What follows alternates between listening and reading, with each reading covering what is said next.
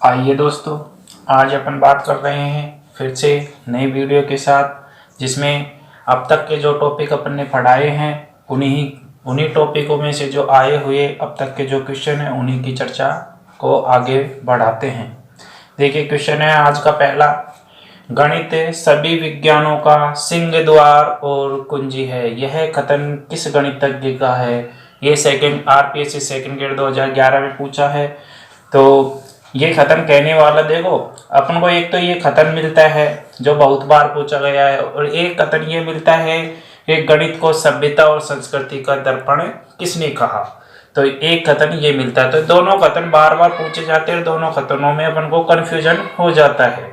तो इसका कंफ्यूजन दूर करने की मैंने ट्रिक्स आपको ऐसे नाम के साथ उस शब्द को मैंने लिंक किया है, 2 वीडियो मैंने बना रखी है, उस वीडियो को आप वहां से देख सकते हो। तो यहाँ पर केवल अपन आए हुए क्वेश्चनों के जवाब की ही बात करेंगे। तो गणित सभी विज्ञानों का सिंह द्वार और कुंजी है, यह कथन किसने कहा था? इसे कथन कहने वाला व्यक्ति था बैंकन महोदय। और गणित को सभ्यता और संस्कृति का दर्पण किसने कहा? हाग बेन ने कहा। ठीक है, तो अब देखो नेक्स्ट क्वेश्चन है अपना। शिक्षक निर्मित आसुचरित उपकरण से छात्रों में किसका विकास होता है? छात्रों में किसका विकास होता है, ये क्वेश्चन में अपन से पूछा है आरपीएससी सेकंड ग्रेड 2011 के अंतर्गत। ऑप्शन दे रखे कौशल का, अवबोध का, निदान का, ज्ञान का। क्योंकि आसुचरित उपकरण का मतलब होता है कि पुरानी जो भी अपने आसपास की कुछ वस्तुएं जो टूटी फूटी पड़ी होती है उनके द्वारा अपन कोई नई वस्तु का निर्माण कर देते हैं, तो वो आसुचरित उपकरण कहलाते हैं। तो गणित शिक्षण के अंतर्गत इस तरह के आसुचरित उपकरणों का उपयोग किया जाता है। तो यहाँ पे शिक्षक के द्वारा निर्मित आसुचरित उपकरणों के बारे में पूछा है, जिससे छात्रों में किसका विकास होता है। तो आप ऐसे सोच रहे हो कि इसमें कौशल का विकास होगा, लेकिन ऐसा आंसर नहीं है। इसमें विकास होगा अवबोध का, क्योंकि आसुचरित जो उपकरण है जो शिक्षक निर्मित कर रहा है और छात्र उसे देख रहे हैं, उस आसुचरित उपकरण को बनाते हुए शिक्षक को देख रहे हैं, तो उनमें अवबोध का उपयोग होगा, यानी अवबोध का विकास होगा, समझ विकसित होगी। अवबोध के अंतर्गत उनमें समझ विकसित होगी। तो इस क्वेश्चन का जवाब आया है अवबोध। नेक्स्ट क्वेश्चन है, गणित वह विज्ञान है जिसमें आवश्यक निष्कर्ष निकाले जाते हैं, यह कथन किस गणितज्ञ ने दिया? तो ये कथनों की जो भी परिभाषा है के लिए मैंने 2 वीडियो अलग से बना रखी है, आप उन्हें देख सकते हो। कैसे मैंने नाम के साथ लिंक किया है वहां से उनको देखें। मैं डिस्क्रिप्शन में लिंक भी डाल दूंगा, वहां से भी इस वीडियो को देख सकते हो। आरपीएससी सेकंड ग्रेड 2014 में क्वेश्चन पूछा है और इस क्वेश्चन का जवाब आया है बेंजामिन पारिक। तो ये क्वेश्चन का जवाब है बेंजामिन पारिक। और देखिए नेक्स्ट क्वेश्चन किस टाइप के यहां से पूछे गए हैं। देखिए नेक्स्ट क्वेश्चन है चौथा। शैक्षिक उद्देश्यों के वर्गीकरण के अंतर्गत क्रियात्मक पक्ष का सही क्रम है। क्रियात्मक पक्ष का सही क्रम पूछा है यहां से। देखो मैंने आपको ज्ञानात्मक, भावात्मक और क्रियात्मक पक्ष सभी के पक्षों की मैंने अलग से वीडियो बना रखी है। मैंने वहां पर ज्ञानात्मक, भावात्मक और क्रियात्मक पक्ष की एक जो ट्रिक्स है, उनके जो 6 पहलू हैं उनकी भी मैंने ट्रिक्स आपको लिखा रखी है। तो ये वहां पे वो ट्रिक्स काम आएगी जब इस तरह के क्वेश्चन पूछे जाएंगे तब, क्योंकि वो ट्रिक्स है जो क्रम से है, सभी क्वेश्चनों को समाहित करते हुए वो ट्रिक्स है। तो देखिए अब ऑप्शन दे रहा है कि आग्रहण, अनुक्रिया, अनुमूल्यन, प्रत्ययीकरण, व्यवस्थापन, चरित्र निर्माण। देखो एक तो ये भी है उद्दीपन, कार्य करना, नियंत्रण, समायोजन, स्वाभिकरण, आदत निर्माण करना, ये दूसरा ऑप्शन है। थर्ड ऑप्शन में उद्दीपन, कार्य करना, समायोजन, नियंत्रण, स्वाभिकरण, आदत निर्माण। चौथा ऑप्शन है आग्रहण, अनुक्रिया, अनुमूल्यन, व्यवस्थापन, प्रत्ययीकरण, चरित्र निर्माण। तो देखिए पहले तो यही पता होना चाहिए कि एक तो क्रियात्मक पक्ष से संबंधित ट्रिक्स है और एक भावात्मक पक्ष से संबंधित ट्रिक्स है। तो मैंने आपको जो ट्रिक्स लिखाई थी, जो भावात्मक पक्ष की जो ट्रिक्स लिखाई थी वो तो ये थी कि भाव से आग अणु ने मूल्य की प्रत्येक व्यवस्था पर व्यक्ति को लगाई। तो भाव से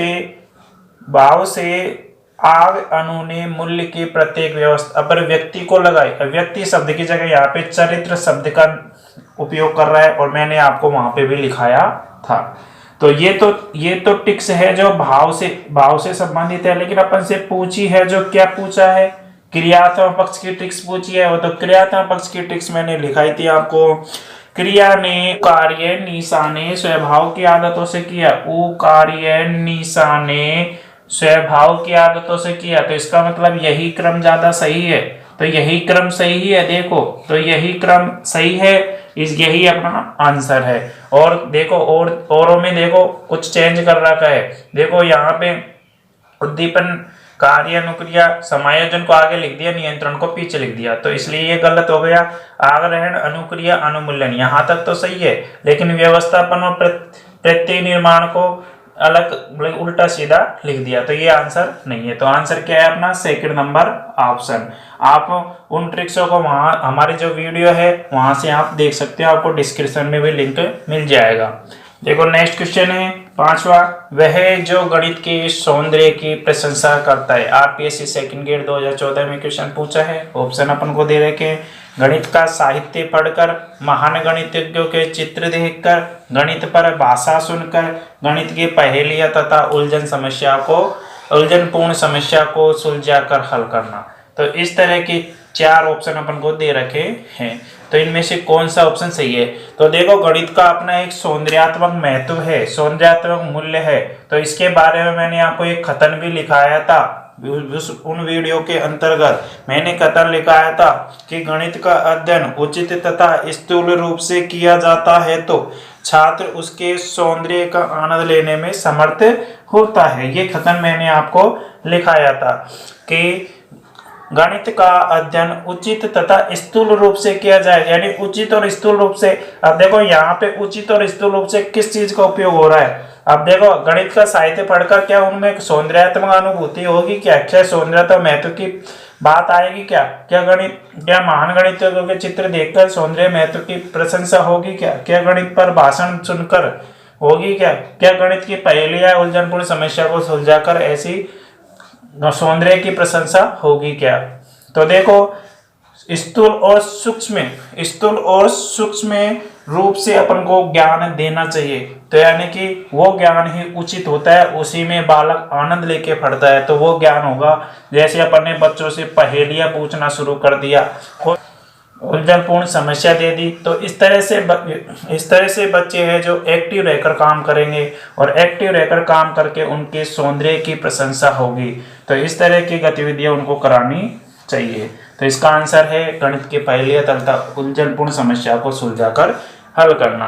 तो ये बात थी गणितीय सौंदर्य के प्रशंसा से संबंधित। और देखिए नेक्स्ट क्वेश्चन है 6, ऐसा कोई स्कूल नहीं जिसका गणित के साथ संबंध नहीं है, निम्न में से कौन सा विकल्प उपयुक्त कथन के लिए सबसे उपयुक्त है।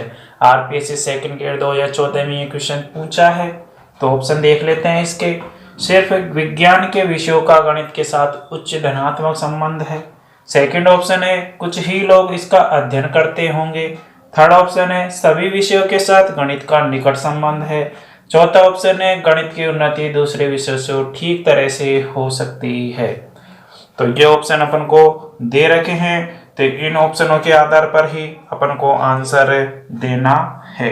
तो अपन ने पढ़ा था समवाय और सहसंबंध। समवाय और सहसंबंध से संबंधित ही ये क्वेश्चन है। समवाय सहसंबंध में अपन ने पढ़ा था कि गणित ऐसा विषय है जिसके साथ सभी विषयों का अंतः संबंध होता है, वो अंतः संबंधित होता है, तो वो सभी विषयों के साथ गणित का निकट संबंध है। तो अपना आंसर आएगा थर्ड नंबर ऑप्शन।